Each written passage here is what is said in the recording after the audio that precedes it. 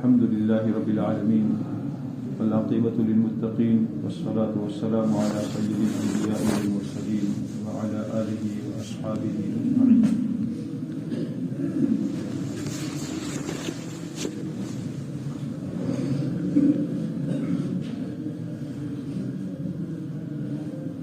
میرے بزرگوں اور دوستوں، اللہ تعالیٰ کا احسان اور اس کا شکر ہے.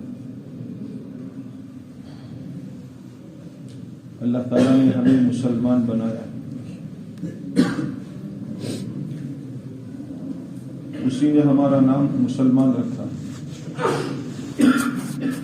هو سماکم المسلمین.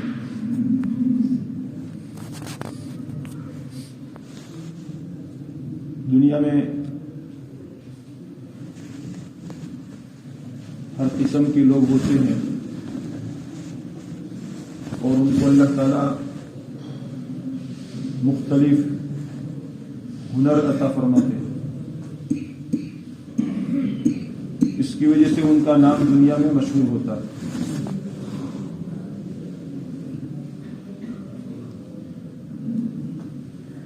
کپڑے سینے والا ٹیلر ہوتا ہے اور اس کی کپڑے سینے کی وجہ سے یہ اس کی علامت ہے کہ بھئی یہ ٹیلر ہے. لکڑی کا کام کرنے والا کارپینٹر سُتھار ہوتا ہے اور اس کے کام سے پہچانا جاتا ہے، جانا جاتا ہے کہ بھئی یہ سُتھار ہے، ایک کارپینٹر. لوہے کا کام کرنے والا ویلڈر ہوتا ہے اور وہ اس کے کام سے پہچانا جاتا ہے. تجارت کرنے والا تاجر ہوتا ہے، وہ تجارت کے کام سے پہچانا جاتا ہے کہ بھئی یہ تاجر ہے.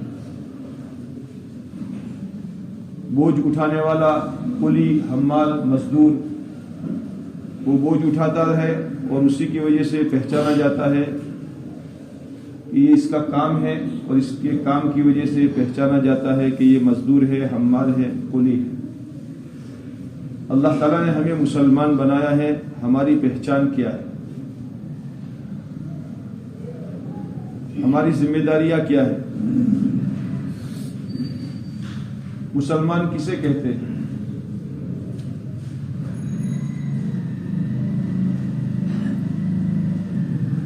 مدرسے میں پڑھتے تھے ابتدا میں، تو ہمارے مدرسے میں پڑھایا جاتا تھا تعلیم الاسلام کے پہلے حصے کا پہلا سوال ہے تم کون ہو؟ اور اس کا جواب ہے ہم مسلمان ہیں. لیکن ہم نے اپنے آپ کو مسلمان کی پہچان دنیا میں کیسے کرائی ہے؟ ایک مسلمان کیسا ہوتا ہے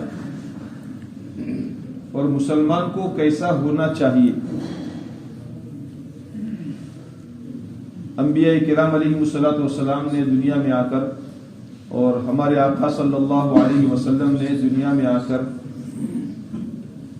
صحابہ کرام رضوان اللہ علیہم اجمعین پر محنت فرما کر صحابہ کا ایک ایسا مجموعہ تیار کیا اور ان صحابہ کرام کو گویا پکا مسلمان بنایا اور دنیا کے لوگوں کے سامنے پیش کیا گیا. اسلموا تسلموا، اسلام لاؤ سلامت رہوں گے. کون سا اسلام؟ کیسا اسلام؟ تو صحابہ جہاں جاتے تھے وہ فرماتے تھے کونوا مثلنا، ہماری طرح ہو جاؤ.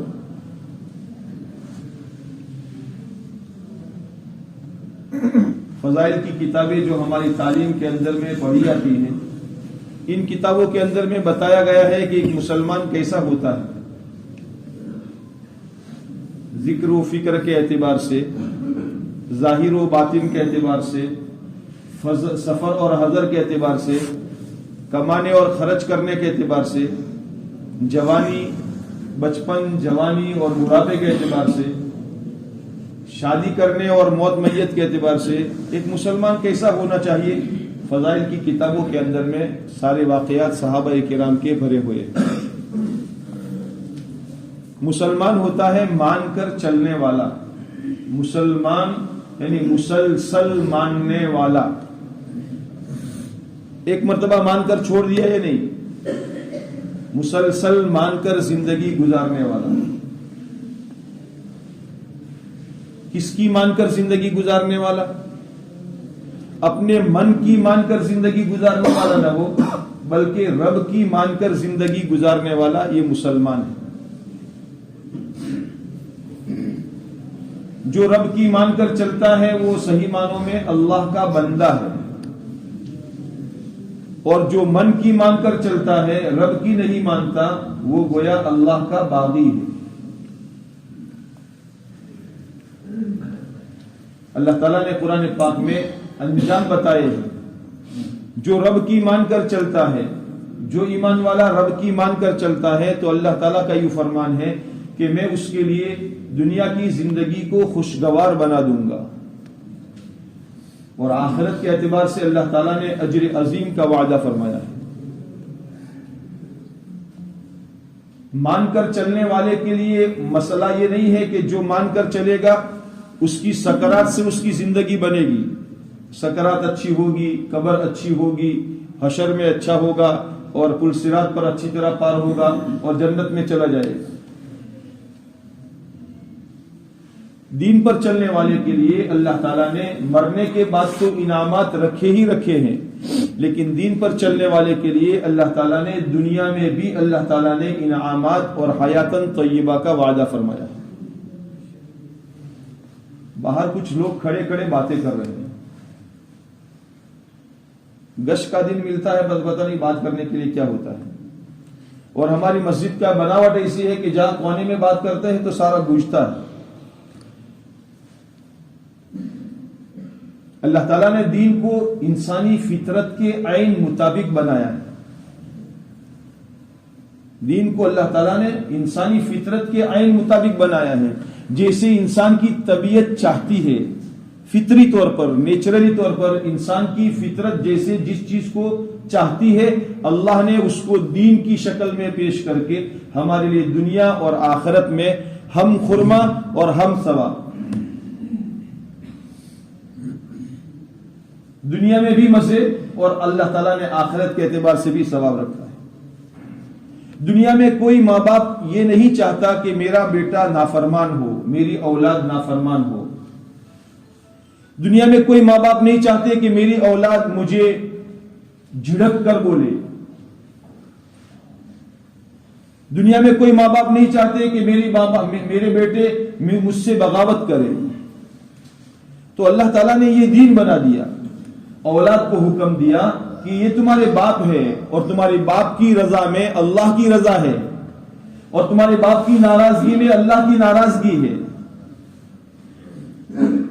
شریعت نے اولاد کو حکم دیا ہے کہ یہ تمہارے ماں باپ ہے، تمہارے ماں باپ یا دو میں سے کوئی ایک بھی اگر بڑھاپے کو پہنچ جائے، اس لیے کہ بعض مرتبہ بڑھاپے کی بعض باتیں ناگوار ہوتی ہے، تو تم کبھی ان کے سامنے اف بھی مت کرنا. فلا تقل لهما اف ولا تنهرهما وقل لهما قولا کریما. دنیا کا ہر ماں باپ چاہتا ہے، یہ بات نہیں ہے کہ مسلمان چاہتا ہو اور غیر نہ چاہتا ہو. اللہ تعالیٰ نے دین اسلام کو بالکل انسانی فطرت کے مطابق بنایا ہے. ہر اولاد یہ چاہتی ہے کہ میرے ماں باپ میرے ساتھ اچھا برتاؤ کرے. ہر اولاد چاہتی ہے کہ میرا نام اچھا ہو. ہر اولاد چاہتی ہے کہ مجھے اچھی تعلیم دی جائے، میرے ماں باپ مجھے اچھی تعلیم دے. ہر اولاد چاہتی ہے کہ میرا نکاح کسی اچھے گھرانے کے اندر میں ہو جائے. اللہ تعالیٰ نے ماں باپ پر یہ ذمہ داری اور یہ حق بنا دیا کہ ہر ماں باپ کا یہ حق ہے کہ جب تمہارے گھر میں بچہ پیدا ہو تو اس کا اچھا نام رکھو. لیٹسٹ نام نہیں، اچھا نام. نبیوں کا نام، صحابہ کا نام، اس لیے کہ نام کا اثر پڑتا ہے. اللہ کے نبی علیہ الصلوۃ والسلام کے زمانے میں بہت سے لوگ جو اسلام میں ایمان میں داخل ہوتے تھے، اگر ان کے نام کے معنی اچھے نہیں ہوتے تھے اللہ کے نبی علیہ الصلوۃ والسلام ان کے نام کو بدل دیا کرتے تھے. برے مطلب والا نام اللہ کے نبی علیہ الصلوۃ والسلام کو پسند نہیں تھا، اور اس لیے ماں باپ کو تاکید کی گئی جب تمہارے گھر میں بچہ پیدا ہو تو تم اپنے بچے کا اچھا نام رکھو. جب تمہارا بچہ بولنا شروع کرے تو سب سے پہلے اسے اللہ سکھاؤ. تمہارا بچہ اور بڑا ہو جائے تو تم اسے قرآن کی تعلیم دو. قرآن کریم میں اللہ تعالیٰ کا ارشاد ہے، یا ایھا الذین آمنوا قوا انفسکم واہلیکم نارا. اس آیت کے ذیل میں سیدنا علی رضی اللہ تعالیٰ عنہ فرماتے ہیں کہ تم اپنے اولاد کو اور اپنے گھر والوں کو جہنم کی آگ سے بچاؤ، یعنی اپنے بچوں کو قرآن کی تعلیم دو۔ اور ماں باپ کو یہ ذمہ داری دی گئی کہ جب تم اپنے بچے کا نکاح کرو کسی اچھی لڑکی سے نکاح کرو۔ کون سی اچھی لڑکی؟ لمالہا ولجمالہا ولحسبہا ولدینہا، 4 بنیادیں بتائی، لیکن فرمایا فاظفر بذات الدین تربت یداک۔ اگر تو نے دین والی اختیار کر لی تو تو کامیاب ہے، اور اگر تو نے دین والی اختیار نہ کی، دین کو چھوڑ کر مال کی بنیاد بنائی، جمال کی بنیاد بنائی، حسب نسب کی بنیاد بنائی، تو تربت یداک، تیرے ہاتھ خاک آلود ہو جائے۔ دین اسلام کو اللہ تعالیٰ نے دین فطرت بنایا ہے۔ اس دین فطرت کو مان کر چلنے والے کو صحیح معنوں میں اللہ کا بندہ کہا جاتا ہے۔ اور جو آدمی دنیا میں اللہ کا بندہ بن کر نہ چلے، اللہ کی مان کر نہ چلے، تو یہ اللہ کا باغی ہے۔ اور اللہ کے باغی کے لیے قرآن کریم میں اللہ تعالیٰ فرماتے ہیں کہ میں اس کی زندگی کو تنگ کر دوں گا، اجیرن کر دوں گا۔ وَمَنْ أَعْرَضَ عَنْ ذِكْرِي فَإِنَّ لَهُ مَعِيشَةً ضَنْكًا، کہ جو میرے احکامات سے اور میرے بتائے ہوئے دین سے اعراض کر کے زندگی گزارے گا اور اس سے پیٹ پھیر کر زندگی گزارے گا، تو میں اس کی زندگی کو اجیرن بنا دوں گا۔ وسائل کے ہوتے ہوئے، اسباب کے ہوتے ہوئے، پراپرٹی اور جاگیر اور جائیداد کے ہوتے ہوئے اللہ تعالیٰ زندگیوں میں سے سکون اور چین کو ختم کر دیں گے، اجیرن بن جائے گی زندگی۔ اولاد ہے نافرمان ہوگی، بیوی ہے اور بیوی سکون کے لیے ہوا کرتی ہے، اللہ تعالیٰ اس کو بے سکونی کا ذریعہ بنا دے گی۔ مال اور جائیداد عزت کی چیز ہوتی ہے، اللہ تعالیٰ اس کو بے عزتی کی چیز بنا دے گی۔ یہ کرنے والی ذات تو اللہ تعالیٰ کی۔ اصل ہماری زندگی میں اللہ کا دین ہے۔ جو مان کر چلتا ہے وہ اللہ کا بندہ بن کر چلتا ہے، اور جو مان کر نہیں چلتا وہ اللہ سے بغاوت کر کے چلتا ہے۔ مان کر چلنے والے کے لیے اللہ تعالیٰ دنیا کو خوشگوار جنت نما بنا دیں گے، چاہے اس کے پاس وسائل نہ ہو، دنیا کے اسباب اور وسائل نہ ہو، زمینیں نہ ہو، جاگیریں نہ ہو، اور اس کے پاس اور بیوی بچے اور دوسرے جو وسائل دنیا کے پنپنے کے، چمکنے کے اور اچھی زندگی کے ہونے کے ہوتے ہیں، اگرچہ یہ وسائل نہ ہو لیکن پھر بھی اللہ تبارک و تعالیٰ اس کی زندگی کو سکون والی، چین والی، محبت والی، عزت والی بنائیں گے، اس لیے کہ اللہ تعالیٰ نے دین پر کامیابی کے دینے کا وعدہ فرمایا۔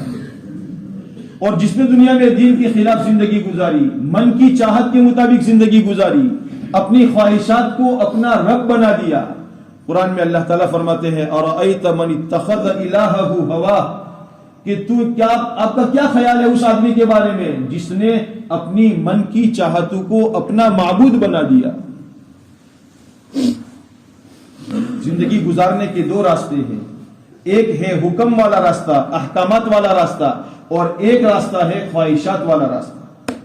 جتنے لوگ دنیا میں قیامت آدم علیہ السلام سے لے کر آج تک جتنے لوگ احکامات والی لائن پر چلے ہیں، اللہ نے سب کو کامیاب کیا ہے۔ اور قرآن کریم میں اللہ تعالیٰ نے پچھلی قوموں کے واقعات بیان فرمائے ہیں، اور یوں فرمایا ہے کہ یہ واقعات ہم آپ کے سامنے اس لیے بیان کر رہے ہیں تاکہ اس سے آپ کا حوصلہ بڑھے، آپ کا دل مضبوط ہو۔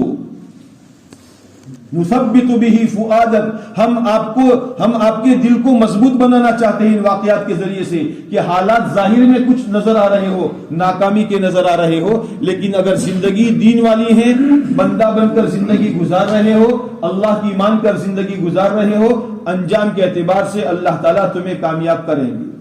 اللہ تعالیٰ نے پچھلی قوموں کے واقعات قرآن کریم میں بیان فرما دیے۔ اور جن لوگوں نے نہیں مانا، اپنی مال جائیداد اور ملک اور چیزوں اور اس کے پیچھے چلتے رہے اور اپنی خواہشات کے پیچھے چلتے رہے، خواہشات کو اپنا معبود بنا دیا، اللہ تعالیٰ نے ان کو ہلاک کیا، اور ان کی ہلاکت کے واقعات بھی قرآن کریم میں بیان فرمائے۔ دنیا میں کسی کا اجاڑ اس لیے نہیں ہوا ہے کہ ان کے پاس وسائل نہیں تھے، اور دنیا میں کسی کو کامیاب اللہ نے اس لیے نہیں کیا تھا کہ ان کے پاس وسائل زیادہ تھے۔ اللہ تعالیٰ کے وہاں کامیابی اور ناکامی کا ایک ضابطہ ہے۔ کامیابی اللہ تعالیٰ دین کی بنیاد پر دیتے ہیں، اور ناکامی اللہ تعالیٰ بے دینی کی بنیاد پر دیتے ہیں۔ نوح علیہ السلام کی قوم بہت بڑی میجورٹی میں تھی، اکثریت میں تھی، وسائل ان کے پاس تھے، لیکن پھر بھی اللہ تعالیٰ نے ان کو ناکام کیا. کیوں؟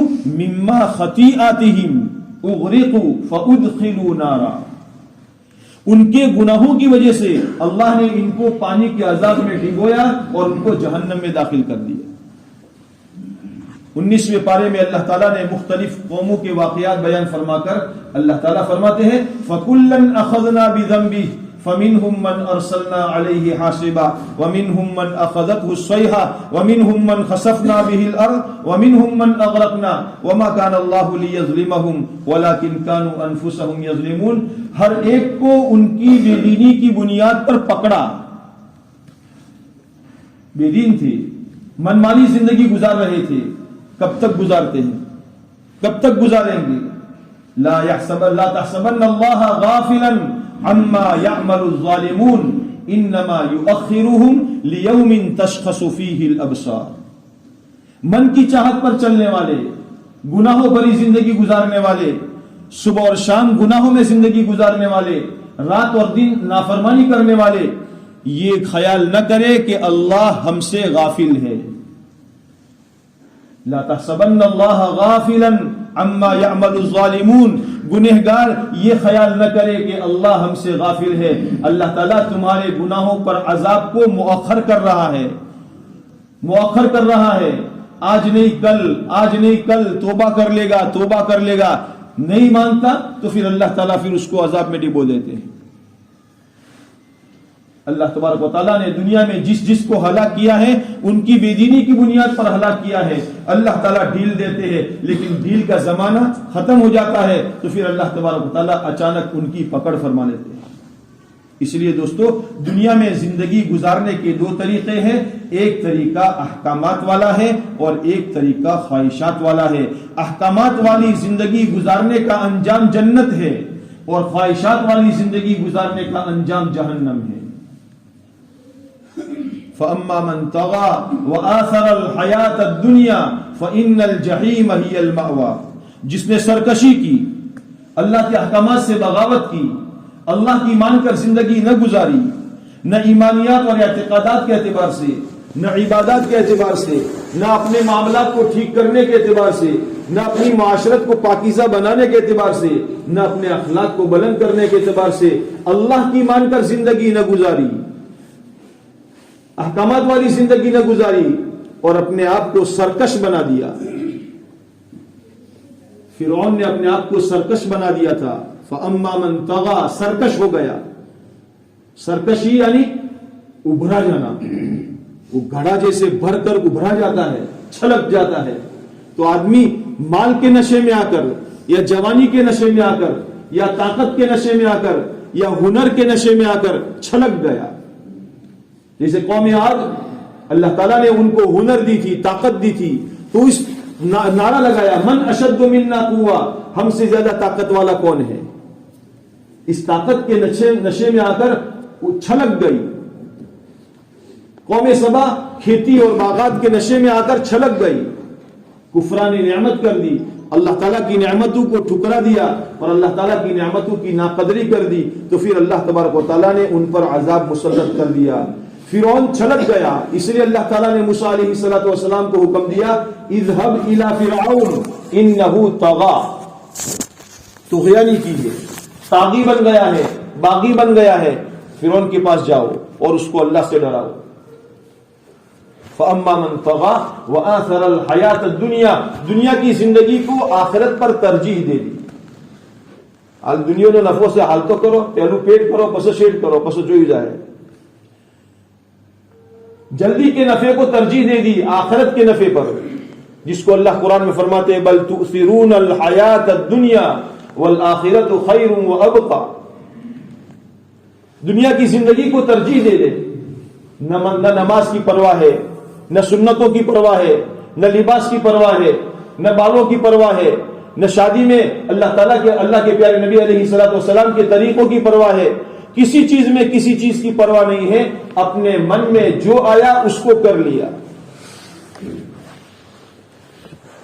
فَأَمَّا مَنْ طَغَى وَآثَرَ الْحَيَاةَ الدُّنْيَا فَإِنَّ الْجَحِيمَ هِيَ الْمَأْوَى، اس کا انجام جہنم ہے.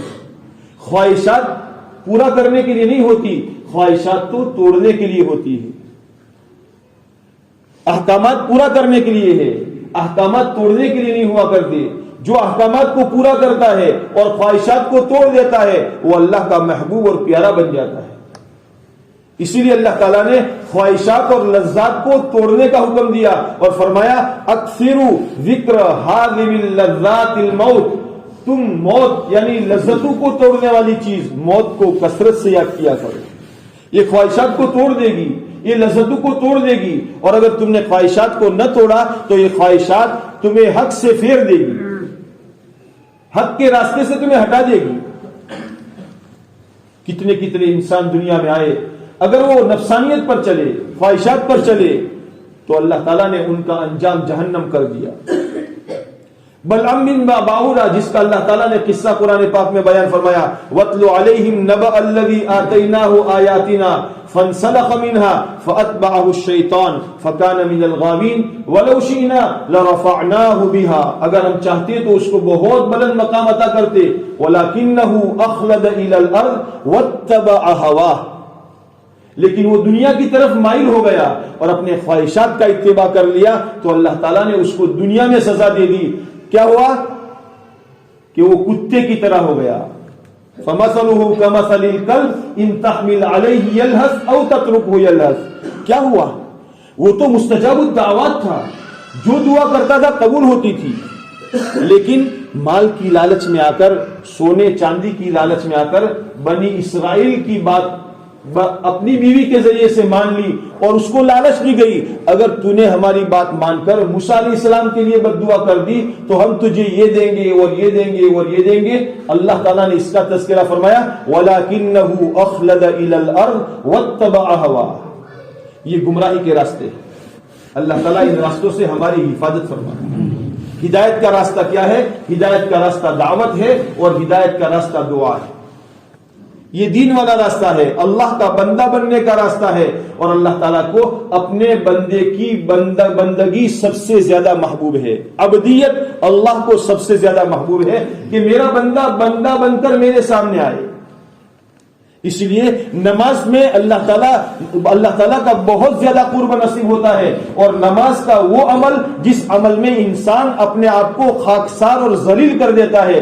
اس عمل کے بارے میں، سجدے کے بارے میں یہ روایت میں آتا ہے الساجد یسجد بین قدمی الرحمن، کہ سجدہ کرنے والا نمازی رحمان کے دو قدموں کے درمیان سجدہ کرتا ہے. جتنا زیادہ عبدیت میں جائے گا اتنا زیادہ اللہ کا محبوب اور پیارا بنتا جائے گا.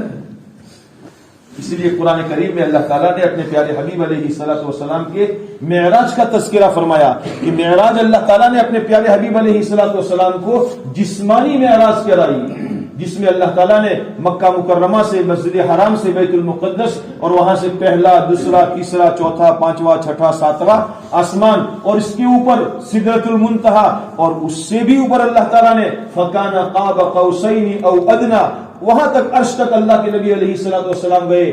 تو اس موقع پر تو اللہ کے نبی علیہ الصلوۃ والسلام کی اس معراج کا تذکرہ یوں ہونا چاہیے سبحان الذی اسرا بعبدہ کے بجائے بحبیبہ بنبیہ.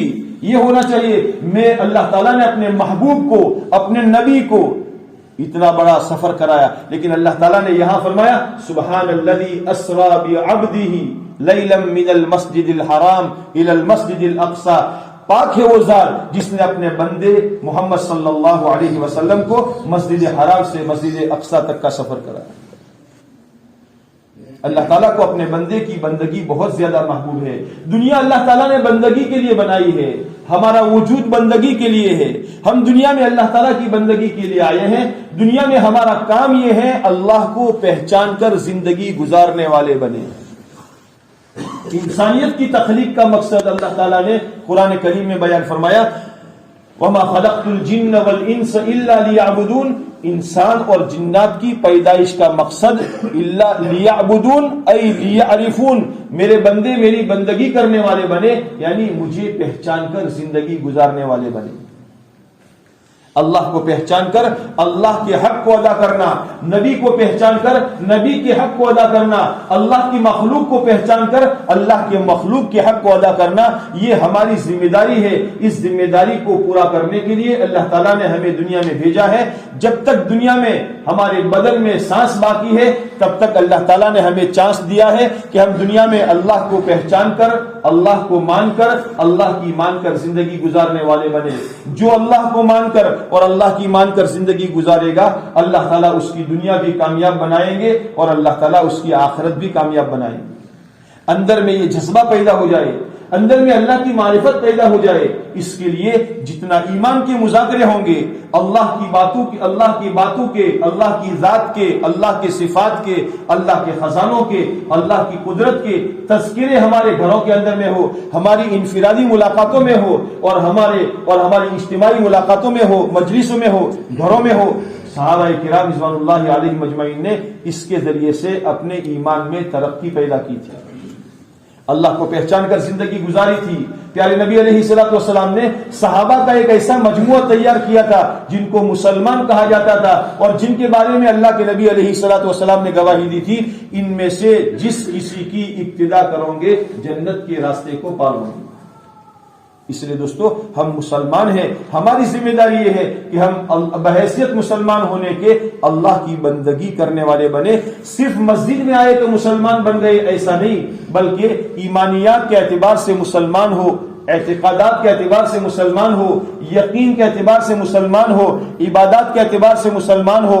عبادات میں نماز ہے، روزہ ہے، حج ہے، زکوٰۃ ہے، اور عبادات میں اور بہت سے یعنی عبادت کی شکلیں ہیں، اعتکاف ہے، اور اسے علم کا حاصل کرنا ہے، ماں باپ کی خدمت کرنا ہے، اور اسی طریقے سے قربانی کرنا ہے۔ بہت سی عبادت کی شکلیں ہیں۔ ان عبادت کی شکلوں میں اللہ کو مان کر، اللہ کی مان کر زندگی گزارنے والے بنے۔ ہمارے معاملات پاک صاف ہو جائے، حلال اور حرام کو جان کر حلال کو اختیار کرنے والے بنے اور حرام سے اپنے آپ کو بچانے والے بنے۔ ہمارے باپ نے اگر دنیا میں جاتے ہوئے ہمارے لیے کھیت چھوڑا ہے، ہمارے لیے ہوٹل کا کوئی باغ چھوڑا ہے، ہمارے لیے گھر کا سامان چھوڑا ہے، یہ سارا کا سارا باپ کی میراث ہے، اور اس باپ کی میراث ہے، باپ کی میراث میں سارے بھائی بھی شریک ہے اور ساری بہنیں بھی شریک ہے، صرف زمین اور ہوٹل کے باغ میں نہیں۔ اگر باپ کی میراث میں باپ کی قلم ہے تو اس میں بھی سب شریک ہے، اگر باپ کی پان کی پیٹی ہے اس میں بھی سب شریک ہے، اگر باپ کا کوئی پھٹا ہوا رومال ہے اس میں بھی سب شریک ہے۔ اس میراث کو صحیح ادا کرنے والے بنے۔ اگر میراث کو صحیح ادا نہ کیا اور بہن کا حق ہم نے دبا لیا اور بہن نے بھی شرما شرمی میں کہہ دیا بھائی وہ مارے شو لیو سے آتما بھونیان شادی تھا એટલે જે આવું આવજો ભાઈ خوش થઈ ગયા۔ اس طریقے سے حق معاف نہیں ہوتا۔ ہر بھائی اور بہن کے حق کو ادا کرنے والے بنے۔ اگر حق ادا نہ کیا تو جب تک ہمارے پاس یہ میراث چلتی رہے گی، ہمارے مال میں گڑمڑ ہو جائے گی، حلال اور حرام مخلوط ہو جائے گا، اور پھر ہمارا مال مشتبہ ہو جائے گا۔ اسی لیے روایت میں فرمایا الحلال بین والحرام بین وبینہما مشتبہات، حلال بالکل واضح ہے اور حرام بالکل واضح ہے، اس کے درمیان بیچ میں مشتبہ چیزیں ہیں۔ اپنے معاملات کو پاک اور صاف رکھنے والے بنے۔ مسلمان اپنے معاملات کو گندا رکھنے والا نہیں ہوتا۔ مسلمان کے معاملات پاک صاف ہوا کرتے ہیں، لین دین ہمارا پاک صاف ہو۔ کہیں ایسا نہ ہو ایک پیسے کے چکر میں، 10 روپے کے چکر میں، 100 روپے کے چکر میں ہماری لاکھوں کی آمدنی اور آمد حرام کی بن جائے۔ ایک مٹکا اچھا سا پانی کا، صاف پانی کا بھرا ہوا ہے، پاک پانی بھرا ہوا ہے، اس میں پیشاب کا ایک ناپاک قطرہ گرے گا تو مٹکے کا سارا پانی ناپاک ہو جائے گا۔ اس لیے حرام اور حلال کے اندر میں بہت تمیز کرنے والے بنے، ورنہ ہماری عبادتیں کوئی کارآمد نہیں ہوگی۔ اس میں معاملات کی لائن میں بھی اللہ کا بندہ بن کر، اگر اللہ کے بندے بن کر اگر ہمارا سارا مال بہنوں کے حق میں چلا جاتا ہے، جانے دو، ہماری کامیابی مال کی اور پراپرٹی کے اندر میں نہیں ہے، اللہ تعالیٰ کے حکم کی پورا کرنے میں ہے۔ آیت میراث کو بیان کرنے کے بعد اللہ تعالیٰ فرماتے ہیں تلک حدود اللہ، یہ اللہ کی حدود ہے، من یطع اللہ ورسولہ، جو اللہ اور اس کے رسول کی اطاعت کرے گا اللہ تعالیٰ اس کو جنت میں داخل کریں گے، ومن یعص اللہ ورسولہ، جو اللہ اور اس کے رسول کی نافرمانی کرے گا، مال کی تقسیم میں اللہ اور اس کے رسول کی نافرمانی کرے گا اللہ تعالیٰ اس کو جہنم میں پھینک دیں گے۔ کامیابی کی شکلیں دینے کے لیے، روزی روٹی دینے کے لیے مال کا ہونا ضروری نہیں ہے، اللہ کے پاس تو دینے کے لیے بہت سے راستے ہیں۔ وما يعلم جنود ربك الا هو، اللہ کے لشکر کو اللہ ہی جانتا ہے کہ اللہ تعالیٰ کس راستے سے کس وقت میں کس بندے کو دیتے ہیں۔ اپنے معاشرت کو پاکیزہ رکھے، رہن سہن کو پاکیزہ رکھے، ہمارا رہن سہن اسلامی ہو، ہمارے بچوں کا رہن سہن اسلامی ہو، ہماری ماں بہنوں کا رہن سہن اسلامی ہو، ہمارے گھروں کے اندر رہن سہن اسلامی ہو، ہمارے محلے میں رہن سہن اسلامی ہو۔ اگر کوئی بے ایمان بھی ہمارے معاشرے میں آ جائے، اس معاشرے میں آ کر اس کی رال ٹپکنے والی بن جائے، ارے مسلمان کی زندگی ایسی پاکیزہ ہوتی ہے، مسلمان کا کھانا ایسا صاف، مسلمان کا آنگن ایسا صاف، مسلمان کا مکان ایسا صاف، مسلمان کے کپڑے ایسے صاف، مسلمانوں کی معاشرت کو دیکھ کر بے ایمانوں کے دل میں للچائی ہوئی نظر پیدا ہو جائے اور ان کے اندر میں بھی اسلام کا شوق پیدا ہو جائے۔ ہماری ہر چیز کے اندر میں اللہ تعالیٰ نے دعوت رکھی ہے، اس لیے اپنی معاشرت کو پاکیزہ رکھے۔ ماں باپ کے ساتھ کیسا ویوہار کرنا چاہیے، بیوی کے ساتھ کیسا ویوہار کرنا چاہیے، بچوں کے ساتھ کیسا ویوہار کرنا چاہیے۔ ایسا نہ ہو کہ ماں باپ کے دباؤ میں آ کر بیوی پر ظلم کرے، اور ایسا بھی نہ ہو کہ بیوی کے دباؤ میں آ کر ماں باپ پر ظلم کرے۔ بیوی کا رشتہ ایسا ہے جو رشتہ ہمیشہ باقی رہنے والا ہے، دنیا میں بھی باقی رہے گا اور مرنے کے بعد بھی اللہ تعالیٰ بیوی کے رشتے کو باقی رکھیں گے۔ وَزَوَّجْنَاهُمْ بِحُورٍ عِينٍ، جو حور عین اللہ تعالیٰ عطا فرمائیں گے، ان کی سردار اللہ تعالیٰ دنیا کی بیوی کو بنا کر اللہ تعالیٰ بے انتہا اخلاق اور بے انتہا خوبصورتی اور بے انتہا جمالات و کمالات دے کر اللہ تعالیٰ تمام حوروں کی سردار اس کو بنائیں گے۔ اس لیے ایسا نہ ہو کہیں کہ بیوی کا حق دبا کر ماں باپ کو راضی کرے، اور ایسا بھی نہ ہو کہ بیوی کو راضی کر کے ماں باپ کو ناراض کر لے۔ مسلمان دنیا میں توازن قائم کرنے والا ہوتا ہے۔ وَكَذَلِكَ جَعَلْنَاكُمْ أُمَّةً وَسَطًا، اللہ تعالیٰ نے اس امت کو اعتدال والی امت بنایا ہے، ہر ایک کے حق کو ادا کرنے والے بنیں گے، دنیا میں کوئی جھگڑا ہی نہیں ہوگا۔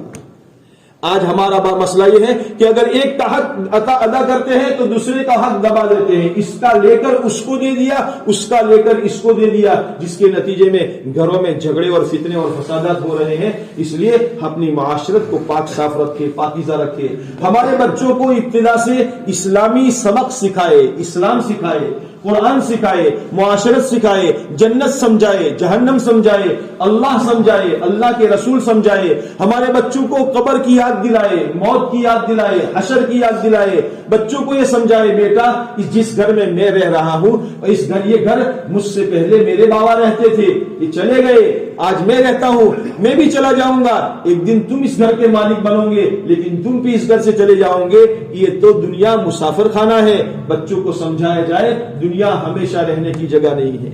اپنے بچوں کو ابتدا سے اسلامی سبق سکھائے جائے، بچوں کو وقت دیے جائے، اپنا موبائل سائڈ میں رکھ دے، گھر میں جائے تو موبائل سوئچ آف کر دے، یا موبائل کو وہ فلائٹ موڈ میں رکھ دے اور الگ رکھ دے۔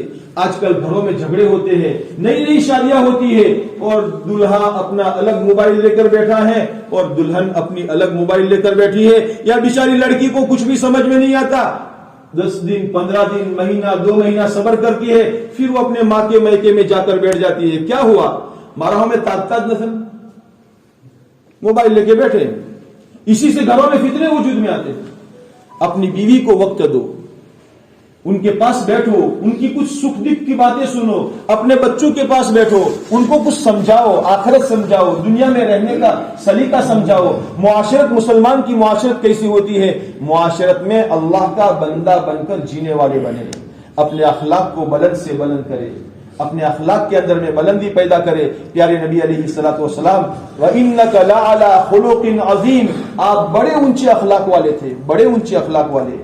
ہماری اپنی منمانی اس کے اندر میں نہ ہو. آج کی تعلیم کی کتاب میں ہم نے پڑھا, قرآن کریم میں اللہ تعالیٰ نے آیت نازل فرمائی ہے وَلَا يَأْتَلِ أُولُو الْفَضْلِ مِنْكُمْ وَالسَّعَةِ أَن يُؤْتُوا أُولِي الْقُرْبَى, کہ تم میں سے صاحب ثروت آدمی, مال والے آدمی اس بات کی قسم نہ کھائے کہ ہم رشتہ داروں کو نہیں دیں گے, مسکینوں کو نہیں دیں گے, ان کو نہیں دیں گے, ان کو نہیں دیں گے. یہ کس کو کہا جا رہا ہے؟ یہ آیت ابو بکر صدیق رضی اللہ تعالیٰ عنہ کے بارے میں اس وقت میں نازل ہوئی جب آپ کی بیٹی صدیقہ بنت صدیق حضرت عائشہ رضی اللہ تعالیٰ عنہ, ہم سب کی ماں ام المؤمنین حضرت عائشہ رضی اللہ تعالیٰ عنہ پر جب منافقین نے تہمت لگائی. اس تہمت کے نتیجے میں تہمت لگانے والوں میں ایک مستح نام کے صحابی بھی تھے جو حضرت ابو بکر صدیق رضی اللہ تعالیٰ عنہ نے جن پر خوب خرچ کیا تھا اور ان کے خرچے سے پلے بڑے تھے اور بڑے ہوئے تھے. بعد میں جا کر انہوں نے منافقین کی باتوں میں آ کر انہوں نے بھی تہمت کے اندر میں حصہ لے لیا. تو دل میں بات آتی ہے بشریت کے تقاضے سے, ماری بلی من میاؤں میاؤں کرے, مارو کھان من میاؤں میاؤں کرے, قسم کھا لی آج کے بعد میں مستہ پر خرچ نہیں کروں گا. لیکن دنیا میں میرے دوستو دین جذبات کے پورا کرنے کا نام دین نہیں ہے, اللہ کے حکم کے پورا کرنے کا نام دین ہے. جذبات, دل میں ایک جذبہ پیدا ہوا, لیکن جب اللہ تعالیٰ نے یہ آیت نازل فرمائی, کتابوں میں لکھا ہے ابو بکر صدیق رضی اللہ تعالیٰ عنہ جتنا مستہ پر خرچ کرتے تھے اس سے زیادہ خرچ کرنے لگے. پیارے نبی علیہ الصلوۃ والسلام کے بارے میں وَإِنَّكَ لَعَلَىٰ خُلُقٍ عَظِيمٍ, وہ ابئی عبداللہ ابن ابئی جو منافقوں کا سردار تھا, جو انصاری اور مہاجری کے درمیان کچھ تو میں ہو گئی, اس کے اندر میں تو یہ کہنے لگا کہ یہ جب سے مدینے میں آئے ہیں تب سے یہ سارا جھگڑا اور فتنہ فساد ہو رہا ہے. ہم مدینے میں جائیں گے تو ہم عزت والے مل کر ان ذلیلوں کو وہاں سے نکال دیں گے. قرآن کریم میں منافقین کی آیت سورہ منافقون میں اللہ تعالیٰ نے اس کا تذکرہ فرمایا ہے. اتنا واضح ہو چکا تھا کہ یہ منافق ہے اور یہ سب کو ورغلاتا ہے, اس کے باوجود اللہ کے نبی علیہ الصلوۃ والسلام نے کبھی بھی اس کے قتل کا حکم نہیں دیا. صحابہ میں سے کسی نے عرض کیا اللہ کے نبی اگر آپ فرما دیں تو اس کو قتل کر دے, آپ نے فرمایا نہیں, ورنہ لوگوں میں یہ چرچا ہوگا محمد صلی اللہ علیہ وسلم اپنے ساتھیوں کو قتل کر رہے ہیں. انتقال کا وقت آیا تو اپنے بیٹے عبداللہ رضی اللہ تعالیٰ عنہ جو پکے صحابی تھے ان سے کہا کہ پیارے نبی علیہ الصلوۃ والسلام کے پاس جاؤ اور ان سے کہو کہ میں یہ چاہتا ہوں کہ آپ کے ملبوس کپڑوں میں مجھے کفن دیا جائے. حضور صلی اللہ علیہ وسلم اس کے انتقال کے وقت میں اس کے پاس تشریف لے گئے. آپ کو دیکھ کر اس کی آنکھوں میں آنسو بھر آئے. آپ نے فرمایا کیوں اللہ کا دشمن اللہ کے عذاب سے ڈر گیا؟ اس نے کہا میں نے اس لیے آپ کو نہیں بلایا, میں نے آپ کو اس لیے بلایا ہے تاکہ میں مر جاؤں تو آپ مجھے میری جنازے کی نماز پڑھے اور آپ اپنے پہنے ہوئے کپڑوں کے اندر میں مجھے کفن دے. حضور صلی اللہ علیہ وسلم کی آنکھوں میں آنسو آ گئے اس انسان کو دیکھ کر جو اللہ کے نبی علیہ الصلوۃ والسلام کا دشمن تھا. آپ کے اخلاق اتنے کریمانہ تھے. جب وہ مر گیا تو اللہ کے نبی علیہ الصلوۃ والسلام جنازے کی نماز پڑھانے کے لیے آگے بڑھے. حضرت عمر نے منع فرمایا اللہ کے نبی یہ منافق ہے, اس کی جنازے کی نماز نہ پڑھے. آپ نے فرمایا ہو سکتا ہے میری نماز اس کی مغفرت کا ذریعہ بن جائے. نماز پڑھی. پھر اس کے بعد اللہ تعالیٰ نے قرآن پاک میں آیت نازل فرمائی اگر آپ ان کے بارے میں 70 مرتبہ بھی استغفار کریں گے ان کی مغفرت نہیں کی جائے گی. آپ نے فرمایا اگر مجھے یہ امید ہوتی کہ اگر 70 کے اوپر 75 ایسی مرتبہ بھی اگر مغفرت مانگنے سے اس کی مغفرت ہوتی تو میں 70 مرتبہ سے زیادہ اس کے لیے مغفرت کی دعا کرتا. آپ نے اپنے پہنے ہوئے کپڑے اتار کر اس کا کفن دیا. اللہ کے نبی علیہ الصلوۃ والسلام نے اخلاق کا بلند درجہ بتایا ہے. سل من قطعک واعفو عمن ظلمک واحسن الی من اساء الیک. جو تجھ سے توڑے تو اس سے جوڑ پیدا کر, جو تجھ پر ظلم کرے تو اس کو معاف کر, جو اپنی عطا سے تجھے محروم کرے تو اس کو عطا کیا کر, ہدیہ کیا کر, دیا کر. اللہ کے نبی علیہ الصلوۃ والسلام فرماتے ہیں انا زعیم ببیت فی وسط الجنہ لمن حسن خلقہ, میں اس بندے کے لیے جنت کے بیچ میں ایک محل کی ذمہ داری لیتا ہوں جو اپنے اخلاق اچھے بنا دے. اچھے اخلاق کیا ہیں؟ اچھے اخلاق میں میٹھی زبان, ہماری زبان میٹھی ہو, ہمارا دماغ ٹھنڈا ہو اور ہمارا دل دریا کی طرح وسیع ہو. جس کے اندر میں یہ 3 باتیں ہوگی وہ جہاں جائے گا وہاں چمکے گا، لوگ اس کو محبوب بنائیں گے اور اس سے محبت کرنے والے بنیں گے۔ زبان میں مٹھاس ہو، زبان تھڑیے جیسی نہ ہو، زبان میں کڑواہٹ نہ ہو۔ کسی کہنے والے نے کہا ہے میٹھی زبان والے کی مرچی بھی بازار میں بک جاتی ہے، میٹھی زبان والے کی مرچی بھی بازار میں بک جاتی ہے، اور کڑوی زبان والے کا شہد بھی نہیں بکتا۔ ہماری زبان میں مٹھاس ہو، ہمارا دشمن موم ہو جائے، ہمارا دماغ ٹھنڈا ہو، کسی کی تھوڑی سی بات سن کر آپے سے باہر نہ ہو جائے، غصے میں نہ بھر جائے۔ ایک صحابی رضی اللہ تعالیٰ عنہ حضور صلی اللہ علیہ وسلم کی خدمت میں حاضر ہوئے، اللہ کے نبی علیہ الصلوۃ والسلام کوئی مختصر سی نصیحت فرما دیجئے۔ آپ نے فرمایا ایاک والغضب، غصے سے اپنے آپ کو بچاؤ۔ پھر نصیحت چاہیے، پھر آپ نے فرمایا پھر نصیحت چاہیے، پھر آپ نے فرمایا اپنے آپ کو غصے سے بچاؤ۔ جب انسان غصے ہوتا ہے تو شیطان اس کی رگوں کے اندر میں ایسے دوڑتا ہے جیسے خون دوڑتا ہے، اس لیے غصے کا علاج بتایا اعوذ باللہ من الشیطان الرجیم پڑھ لو۔ اگر غصہ کم نہیں ہوتا ہے جا کر وضو کر لو، بدن ٹھنڈا ہو جائے گا، شیطان بھی ٹھنڈا ہو جائے گا۔ اس لیے دماغ ہمارا ٹھنڈا ہو اور دل ہماری دریا کی طرح وسیع ہو۔ اگر کسی کا کوئی عیب یا کسی کے بارے میں کوئی برائی سنے، اس کا چرچا نہ کرے۔ اوبڑیو کے نا پلا بھائی بارہ میں اوبڑیو کے نا جمع تم فریض ہو اسی انت میں وہ اوبڑیو چرچا نہ کرے۔ من ستر مسلمن سترہ اللہ یوم القیامہ، جو مسلمان کی عیوب کو چھپائے گا اللہ تعالیٰ اس کے عیوب کو چھپائے گا، قیامت کے دن چھپائے گا۔ اور جو مسلمان کی پردہ دری کرے گا، مسلمانوں کے عیوب کو اچھالے گا، حدیث پاک میں اللہ کے نبی علیہ السلام فرماتے ہیں اللہ تعالیٰ اس کو رسوا کریں گے، اس کو اللہ تعالیٰ اس کی پردہ دری کریں گے، یہاں تک کہ گھر میں بیٹھے ہوئے بھی اللہ اس کو رسوا کر دیں گے۔ مسلمان کا اللہ کے وہاں مقام ہے، اس لیے اپنے دل کو دریا کی طرح وسیع رکھو۔ بمبئی کے پورے شہر کا گٹر کا گندا پانی دریا میں جاتا ہے، دریا کبھی بھی شکایت نہیں کرتا، بلکہ اس گندے پانی کو اپنے سینے میں سمو لیتا ہے اور اس کے کنارے کو پاک کر دیتا ہے۔ ایسے ہی میرے دوستو ہماری زبان میٹھی ہو، ہمارا دماغ ٹھنڈا ہو اور ہمارا دل دریا کی طرح وسیع ہو، یہ ہمارے اخلاق کی بلندی کی نشانی ہے۔ اگر میرے دوستو اس طریقے سے ایمان ہمارے دین کی 5 لائنیں اگر ہماری صحیح ہو جائے گی تو انشاءاللہ اللہ تعالی ہمارے لیے دنیا میں جنت کا مزہ عطا فرمائیں گے، اور سکرات موت سے لے کر جنت میں جانے تک کے راستے کو آسان فرما کر ہمیشہ کی آرام کی جگہ میں اللہ آرام نصیب فرمائیں گے۔ لیکن دنیا کام کی جگہ ہے، یہاں اللہ نے کام کے لیے بھیجا ہے۔ جو جتنا زیادہ کام کرے گا اس کو اللہ تعالیٰ جنت میں اتنا مزہ عطا فرمائیں گے۔ اس لیے دوستو کام کیا ہے؟ مسلمان کا کام اللہ کے بندوں کو اللہ کی طرف بلانا۔ قل هذه سبیلی ادعو الی اللہ علی بصیرۃ انا ومن اتبعنی، پیارے نبی جی یہ کہہ دو یہ میرا راستہ ہے، لوگوں کو اللہ کی طرف بلانا بصیرت اور سوجھ بوجھ کے ساتھ، میں بھی اور میرے اتباع کرنے والوں کا یہ کام ہے۔ اللہ تعالیٰ نے میرے دوستوں اپنے فضل اور اپنے کرم سے دعوت کی مبارک محنت عطا فرمائی ہے۔ حضرت جی رحمت اللہ علیہ اپنے ہدایت کی باتوں میں ایک مختصر سی بات فرماتے تھے، جو جتنا کرے گا وہ اتنا پائے گا، جو جتنا کرے گا وہ اتنا پائے گا۔ یہ کام چالاکیوں سے نہیں چلتا۔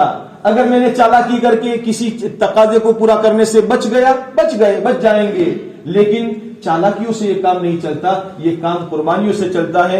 جو جتنی قربانی دے گا اللہ تعالیٰ دنیا میں اس کو ہادی اور مہدی بنائیں گے، ہدایت یافتہ بنائیں گے، اور اس کے ذریعے سے سینکڑوں ہزاروں لوگوں کو اللہ تعالیٰ ہدایت پر لائیں گے۔ اس کے لیے ماشاءاللہ ابھی اس وقت میں ہماری ایک 4 مہینے کی جماعت جا رہی ہے، اور اس میں ماشاءاللہ تقریباً 10-12 ساتھی کی امید ہے ہمیں کہ انشاءاللہ ساتھی ہو جائیں گے۔ اس مجمع میں ساتھی بیٹھے ہو تو بتائیں کہ انشاءاللہ ہم 4 مہینے کے لیے تیار ہیں۔ بولو کون تیار ہے؟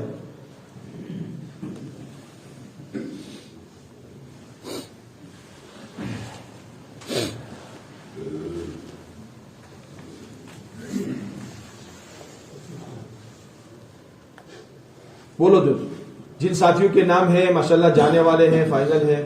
ہمارے صابر بھائی ماشاءاللہ تیار ہے، اللہ تعالیٰ قبول فرمائے۔ محمد صدیق بھائی تیار ہے، اللہ تعالیٰ قبول فرمائے، آسان فرمائے، جان مال میں برکت نصیب فرمائے، رکاوٹوں کو اللہ تعالیٰ دور فرمائے۔ اور دوستو بولو دوستو ہمارے بھائی حافظ حمد ماشاءاللہ تیار ہے. اللہ تعالیٰ قبول فرمائے, آسان فرمائے, مدد فرمائے. اور بولو دوستو,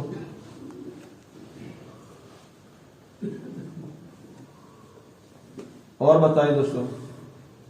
ہمارے مولوی محمد نہیں ہے ابھی, یاسین بھائی کے لڑکے, یاسین بھائی مولوی محمد نہیں ہے, تیار ہیں ماشاءاللہ, کل بیٹھے تھے, تیار ہیں. 20 تاریخ کو انشاءاللہ جماعت نکلنی ہے. اللہ تعالیٰ آسان فرمائے, مدد فرمائے. اور بولو دوستو, اور کون تیار ہے؟ ایک ہمارے کفایت اللہ بھائی ہے ماشاءاللہ, مجمع میں نہیں ہے, کفایت اللہ بھائی نور محمد سنوسرا. اور ہمارے ساتھی ہیں ماشاءاللہ آصف بھائی, سلیم بھائی سنوسرا بھی ماشاءاللہ تیار.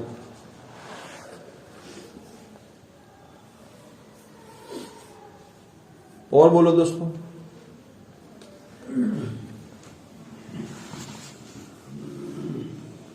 دعا کریں کہ اللہ تعالیٰ عافیت کے ساتھ وقت پر جماعت کے نکلنے کو آسان فرما دے. کریں گے انشاءاللہ. ماشاءاللہ ہماری جو جماعت 4 مہینے کی گئی ہوئی تھی وہ تقریباً 20 تاریخ تک میں آ جائے گی, اور یہ جماعت انشاءاللہ اللہ کے راستے میں جائے گی. آئندہ ہماری یہ 4 مہینے کی جماعت آنے سے پہلے ہماری اور بھی ایک جماعت تیار ہو جائے, تاکہ جماعت آئے اور جائے. سال کے اندر میں 3 جماعتیں بنانا 400 450 گھروں کے اندر میں سے کوئی مشکل نہیں ہے. 10-12 نفر ہو. اور ہمارے اگر پرانے ساتھی اپنے سالانہ 4 مہینے کی ترتیب پر آئے, اور اگر 4 سالانہ نہ ہو سکے تو 2 سال میں یا 3 سال میں ہمارے پرانے کام کرنے والے ساتھی اگر 4 مہینے کی ترتیب پر آئے تو انشاءاللہ جماعتوں کا بننا بہت آسان ہو جائے گا. اللہ تعالیٰ ہمیں وہ دن بھی دکھا دے کہ سال میں ماشاءاللہ بار بار ہماری 4 مہینے کی جماعتیں جا رہی ہو, اور ہر ایک کی اللہ تعالیٰ اس محنت کے ذریعے سے تربیت کریں گے اس کی محنت انشاءاللہ. اللہ تعالیٰ آسان فرما دے. اور کیا ہے چلے کی جماعت خالی آواز پہ لگا نہیں. چلے کی جماعت ہماری بنانی تھی, لیکن ابھی 4 مہینے کی جماعت کی محنت چل رہی تھی, اس لیے چلے کی جماعت نہیں بن پائی. تو 2022 کی ابتدا میں ہماری جنوری سے ابتدا سے ہی 4 مہینے کی جماعت چلے کی جماعت بن جائے. اس کے لیے بتاؤ کوئی ساتھی اپنا ارادہ ظاہر کرے, ابتدا کرے, بسم اللہ کرے. جنوری میں انشاءاللہ ہماری جماعت جائے گی, جنوری کے پہلے اشرے میں. کون ہمت کرتا ہے بولو. طوبی لعبد جعلہ اللہ مفتاحا للخیر. بڑی بشارت ہے اس بندے کے لیے جو خیر کی چابی بن جائے. ابھی ہمارے سامنے 20-22 دن باقی ہے. ترتیب بنا کر انشاءاللہ نکلنا ہے. بولو کون ترتیب بناتا ہے آدمی. اپنی ذات کے اعتبار سے اپنے آپ کو پیش کرو, اپنے گھر میں سے کسی کو پیش کرو. یہ آواز چلائے, اپنے گھر کی ملاقات کے اندر میں بھی یہ آواز چلائے, اپنے حلقوں کے اندر میں آواز چلائے کہ انشاءاللہ ہماری جنوری سے چلے کی جماعت اللہ کے راستے میں جائے گی. اللہ تعالیٰ آسان فرمائے. 3 دن کے لیے بتائے, اس ہفتے میں 3 دن کے لیے بتائے. پہلا ہفتہ ہے جی. بتاؤ بھائی کون ہمت کرتا ہے.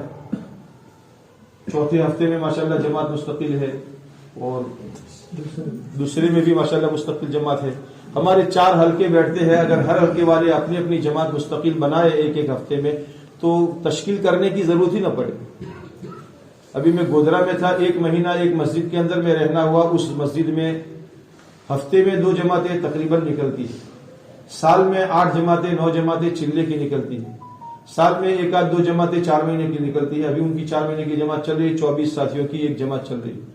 لیکن میں نے 1 مہینے میں کبھی بھی نہیں دیکھا کہ تشکیل کے لیے کوئی جماعت بنی ہو کہ بھئی 3 دن کی تشکیلی جماعت یا 3 دن کی وصولی کی جماعت.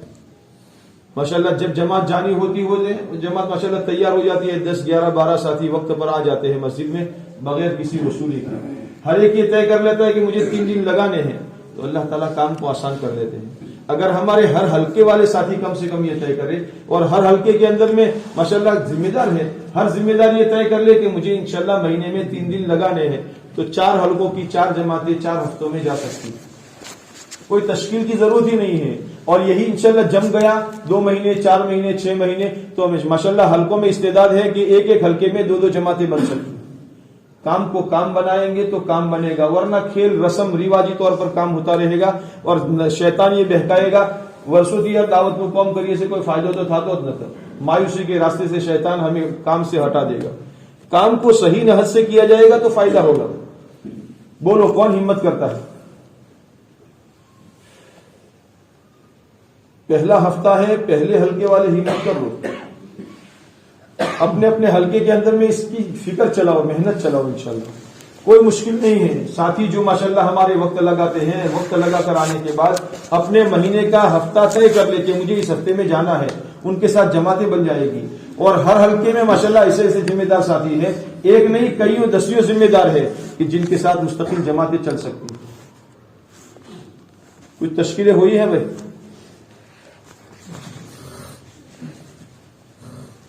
ہر حلقے والے بھائی اس کی فکر کرے، لیکن خاص کر پہلا نمبر کا حلقہ ہے بھائی، یہ حضرات اس کی خاص فکر کریں۔ اللہ کرے 2 دن کے اندر میں آپ حضرات کی تھوڑی سی قربانی پر، محنت پر جماعت بن جائے گی انشاءاللہ، تو انشاءاللہ ایک ہمارے لیے راستہ بن جائے گا اور اسی راستے پر انشاءاللہ چلتے رہیں گے۔ آئندہ بھی حضرات انشاءاللہ دوبارہ جائیں گے۔ اللہ تعالیٰ آسان فرمائے۔ ہر ساتھی بھائی اس کی فکر کرے، اس کی تشکیلیں چلائے۔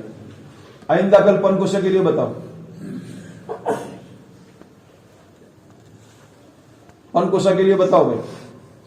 ہمارے پن کوشے کے لیے ماشاءاللہ مکی مسجد کا ابتدا سے رہا ہے، 10 12 13 ساتھی ماشاءاللہ جایا کرتے ہیں۔ ہم محمد حنیف بھائی ہیں، محمد زبیر صاحب ہیں، اور بولو بھائی ہمارے عبدالحمد بھائی ماشاءاللہ ہیں، اور عبد الرحمان بھائی چودھری، اور بولو بھائی عبداللہ بھائی یعقوب صاحب دی، جنید بھائی آدم، اور بولو بھائی 6 ساتھی ہوئے۔ اور بتاؤ مولانا معین الدین صاحب، یاسین بھائی شریف تھرادرہ، مہاتک صاحب بھی چلیں گے۔ اور بولو بھائی 9 ساتھی ہوئے۔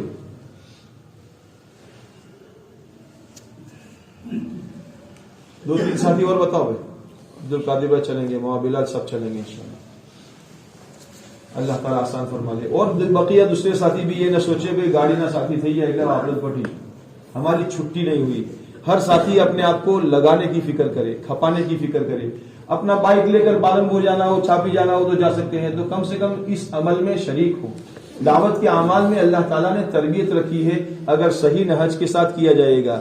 بعض مرتبہ یہ ہوتا ہے کہ وہی زید شکر مغرب بعد بھائی نہ بولشن عشاء جی تھوڑی اور مشورہ ہوتا ہے پاسا ہو شورا، بعض مرتبہ اسی کے اندر میں ہماری تربیت چھپی ہوئی ہوتی ہے۔ اس لیے اعمال دعوت کو معمولی عمل نہ سمجھے، ان اعمال کا اہتمام کریں گے تو اللہ تعالیٰ غیر محسوس طور پر ہماری تربیت کر کے اللہ ہمارے اندر کو بنائے گا، باطن کو بنائے گا۔ کریں گے اس کی فکر بھائی، ہر ساتھی انفرادی طور پر بھی پہنچنے کی کوشش کرے۔ اللہ تعالیٰ مدد فرمائے، آسان فرمائے۔ اپنے مقام پر جو اعمال ہو رہے ہیں اس مقامی عمل کو بھائی مضبوط بنائے۔ جو کچھ ہو رہا ہے اللہ تعالیٰ اس سے قبول فرمائے، لیکن کام کو صحیح کریں گے تو اس کا فائدہ اور زیادہ ہوگا۔ ہماری 2.5 گھنٹے کی جماعت ماشاءاللہ عشاء کی نماز کے بعد بیٹھتے ہیں ساتھی، بہت اچھی طرح جم کر بیٹھتے ہیں۔ وہ ساتھی اپنا وقت تھوڑا تھوڑا بڑھاوے۔ رات لمبی ہوتی ہے، لمبی رات کے اندر میں اگر 5 منٹ 10 منٹ بڑھ جائے گا تو کوئی مشکل نہیں ہے، اور روزانہ کی ملاقاتوں کا نظام بڑھائے۔ ایک ملاقات کر کے چھٹی نہ کر لے۔ ہماری مسجد کے اطراف میں 450 مکان ہے، 400 مکان ہے، تو یہ 400 مکان ایک مہینے میں ساری جماعتیں ملاقات میں پورے کر لے۔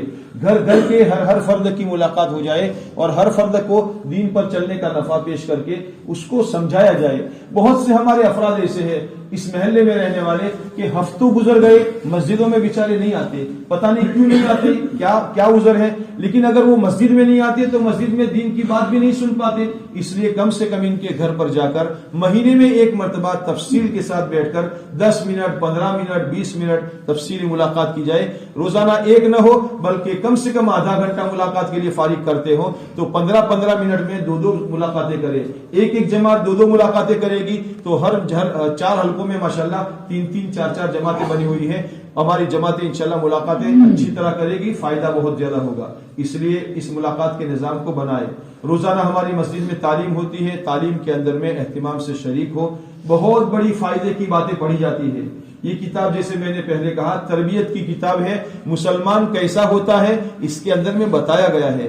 ہم اس کو پڑھ کر سن کر اپنے آپ کو ویسا بنانے کی کوشش کریں گھروں کے اندر میں بھی تعلیم کا حلقہ قائم کرے. منگل کے دن ہمارا گشت ہوتا ہے تو گشت کے اندر میں سارے ساتھی مغرب سے لے کر بیان تک کا پورا وقت فارغ کرنے کی کوشش کرے. دوسرا گشت مشورے سے ہوتا ہے اتوار کے دن، تو اس کے اندر میں بھی ہر ساتھی شریک ہونے کی کوشش کرے. مہینے میں 3 دن کا اہتمام کرے. اگر ہر عام ساتھی ہر مہینے کا 3 دن نہیں لگا سکتا تو کم سے کم 1.5 مہینے میں 2 مہینے میں، لیکن ہم اپنی ترتیب خود بنائیں. دوسرے ہمارے پاس آئے، ہم کالے والے کریں، ہم آناکانی کریں، عذر کریں، اس کے بجائے اپنا کام سمجھ کر، اپنی ضرورت سمجھ کر 3 دن لگانے کی کوشش کریں گے بھائی. صبح فجر کے بعد مشورہ ہوتا ہے، فجر کی نماز جماعت کے ساتھ پڑھ کر فجر کے بعد مشورہ